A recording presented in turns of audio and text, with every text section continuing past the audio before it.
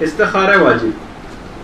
استخارہ واجب اس کو کہتے ہیں کہ ایک کام کرنے کے لیے ہم نے استخارہ دیکھا, آ گیا یا تو اچھا آ گیا یا برا آ گیا, جو بھی ہے سمپل طریقے سے ہمیں پتہ چل گیا کہ بھئی کام کرنا اچھا ہے, اس کام کو کر لینا چاہیے.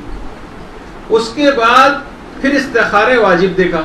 استخارہ واجب میں الٹی نیت کر کے استخارہ دیکھا جاتا ہے. مثلا ہمیں آیا کہ استخارے میں نہ کرو اس کام کو جو ہم نے پہلا استخارہ کیا تھا, نہ کرو. اب نہ کرو, ہم اب یہ دیکھیں گے پھر بھی میں کر لوں, یعنی پہلے آیا کہ اگر وہ کام کرو گے تو برا ہے, ہم یہ پتہ چلانا چاہ رہے ہیں کہ کتنا برا ہے, تو ایک الٹی نیت سے استخارہ کرتے ہیں. اس میں اگر یہ آ گیا کہ نہیں, پھر بھی آیا کہ بہت برا ہے, اس کا مطلب ہے کہ اب تو واقعی بہت ہی برا ہے استخارہ, یعنی ڈبل تاکید آ گئی ایک لحاظ سے اس استخارے کے لیے.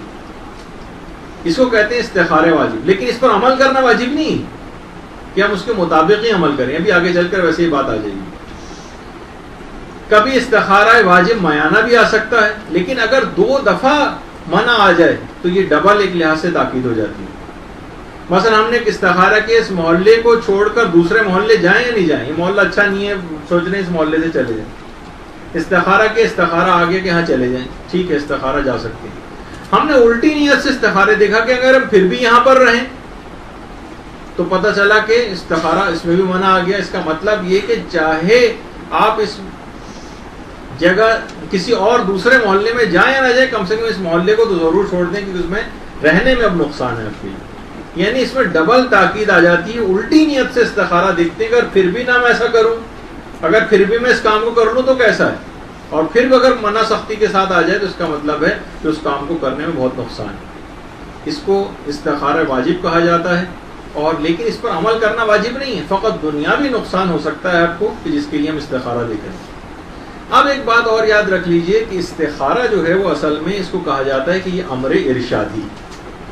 استخارہ امر ارشادی یعنی حکم کی اصل میں 2 اقسام ہیں. ایک کو ہم کہتے ہیں حکم مولوی, جو آقا و مولا کی حیثیت سے پروردگار حکم دیتا. حکم جیسے نماز پڑھو, یہ حکم مولوی ہے. آقا اگر ہم نہیں نماز پڑھیں گے تو ہمیں خدا عذاب دے گا, اسے حکم مولوی کہا جاتا ہے, ٹھیک ہے. لیکن مثلا یہ فلاں پھل کھاؤ, جیسے کہ بہت ساری روایتوں میں بھی آتا ہے, یہ حکم ارشادی کہلاتے ہیں. جب بھی کہا جاتا ہے کہ تہذیب الاسلام کی اکثر روایتیں وہ حکم ارشادی, ان کا ماننا واجب نہیں, لیکن اگر ہم نقصان خود ہی اٹھائیں گے اگر ہم اس کی مخالفت کریں گے. جیسے ڈاکٹر اکثر کہتا ہے بھائی یہ چیزوں کھانوں کی آپ احتیاط کریں, زیادہ ثقیل غذا نہ کھائیں, چکنی غذا نہ کھائیں. یہ ڈاکٹر کے جتنے مشورے ہیں سب حکم ارشادی ہوتے ہیں, سوائے اس کے کہ کوئی بہت ہی بڑا اس کا کوئی نقصان ہو رہا ہو جس سے آپ کی صحت کو خطرہ ہو تو ایک الگ بات ہے. مثلا والدین کو وہ حکم ماننا واجب ہے جس سے ان کو اذیت ہو رہی ہو, جس کی مخالفت سے, وہ حکم ماننا واجب ہوتا ہے. لیکن والدین ویسے ہی کہہ رہے ہیں کہ دیکھو بیٹا ایسا کر لو, بیٹا جلدی اٹھا کرو, یہ والا حکم ماننا واجب نہیں. لیکن یہ امر ارشادی, آپ کا اپنا فائدہ ہوگا اگر والدین کا یہ والا حکم بھی مانیں گے. نہیں مانیں گے تو آپ کا کوئی دنیاوی نقصان ہو جائے گا. تو اس کو جتنے بھی جب بھی کہا جاتا ہے کہ جتنے بھی سچے خواب ہیں یہ امر ارشادی ہوتے ہیں. یہ ہے پروردگار کی طرف سے ایک نصیحت, دیکھو تمہارا اپنا ہی فائدہ ہے اس کے اندر اگر تم ایسا کر لو. تو استخارے کو کہا جاتا ہے کہ استخارہ جو ہے وہ اصل میں امر ارشادی, یہ امر مولوی نہیں, یہ امر ارشادی. تو اسی وجہ سے جب جیسے میں نے کہا کہ جتنی بھی تہذیب الاسلام کی روایتیں ہیں وہ زیادہ تر امر ارشادی کے معنوں میں ہوتی. کیا جیسے اس میں امر مولوی ہوتا ہے, جو آقا اور مولا کی حیثیت سے پروردگار حکم دیتا ہے, اس کا نتیجہ آخرت میں ظاہر ہوگا, یعنی عذاب کی صورت میں یا ثواب کی صورت میں جنت دے کر. لیکن امر ارشادی کی مخالفت یا موافقت کا فائدہ اسی دنیا میں مل جاتا ہے. آپ نے نئی بات مانی, آپ کو خود ہی دنیاوی نقصان ہوگا. تو جب ہی کہا جاتا ہے جیسے کہ حضرت یعقوب کو یوسف کے غم میں کیوں بیٹھنا پڑا, کہ پڑوس میں ان کے ایک مستحق تھا, وہ اس تک خود پہنچ کر نہیں گئے, اس کی وجہ سے یہ نتیجہ ہوا اس کا کہ کیوں پڑوسی کی خبر گیری نہیں کی. ایک امر ارشادی ہے, ذرا خیال رکھنا چاہیے تھا, ایک نبی کی شان سے تھوڑے سے بعید بات تھی. تو اسی دنیا میں ایک نقصان یہ ہوا کہ اپنے بیٹے سے اتنے سال تک دور رہنا پڑا.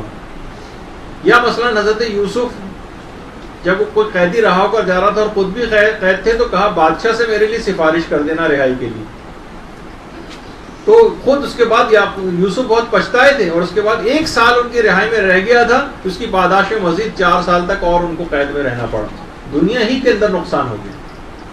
باپ کے احترام میں ذرا کمی کی, بادشاہ مصر ہو گئے تھے, یعقوب سامنے سے آ رہے ہیں, یعقوب فرحت شوق میں محبت میں بیٹے کی گھوڑے سے نیچے اتر آئے, بھاگتے ہوئے جا رہے ہیں یوسف کی طرف. یوسف کیونکہ بادشاہ ہو چکے ہیں, احترام میں ذرا کمی کر دی, سب اپنے جاہو حشم کے ساتھ ہیں, گھوڑے سے پہلے نیچے نہیں اترے.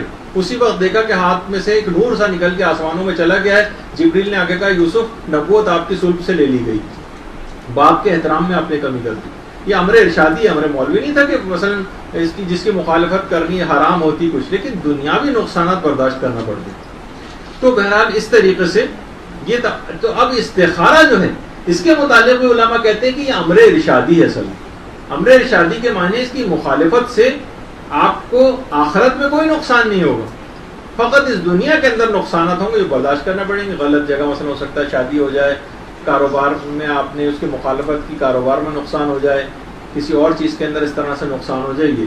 برحمتك يا أرحم الراحمين وصلى الله على محمد وآله الطاهرين.